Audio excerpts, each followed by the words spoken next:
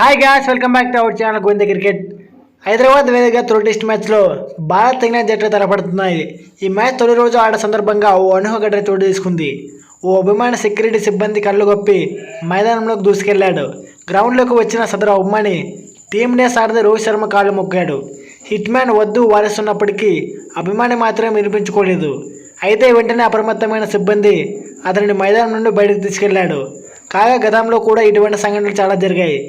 ఇక మ్యాచ్ విషయానికి వస్తే ఇంగ్లాండ్ తొలి ఇన్నింగ్స్లో 246 పరుగులకు ఆల్అవుట్ అయింది. ఇంగ్లాండ్ బ్యాటర్లో బెన్ స్టోక్స్ 70 పరుగులతో కెప్టెన్ ఇన్నింగ్స్ ఆడాడు. భారత బౌలర్లో రవీంద్ర జడేజా, అశ్విన్ తలా 3 వికెట్లతో ఇంగ్లాండ్ పతనాన్ని సాధించగా అక్షర్ పటేల్, బూమ్రా చెరి వికెట్ పడగొట్టారు. అయితే ఈ మ్యాచ్లో యశస్వి జైస్వాల్ దంచుకొట్టాడని చెప్పారు. మొత్తంగా ఎదుర్కొన్న 70 బంతుల్లో 9 ఫోర్లు 3 సిక్స్ల సాయంతో 76 పరుగులతో అజేయంగా నిలిచాడు.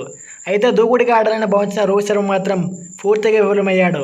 27 బంతులు ఎదుర్కొని 24 పరుగులు చేసి అతను జాక్ లీచ్ బౌలింగ్లో స్టోక్స్కు క్యాచ్ ఇచ్చి అవుట్ అయ్యాడు.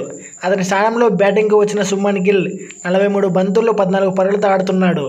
గురువారం నాటి రోజు ఆట ముగిసే సమయానికి టీమిండియా 23 ఓవర్ల వికెట్ నష్టానికి 119 పరుగులు చేసింది. జైస్వాల్, గిల్ గ్రీస్లో ఉన్నారు. చూడాలి మరి రేపు జరగబోయే ఆటలో సుమన్ గిల్ అండ్ యశస్వి జైస్వాల్ ఏ విధంగా ఆడబోతున్నది. మన టీమిండియా స్కోర్ గురించి ఆలోచించాల్సి వస్తుంది.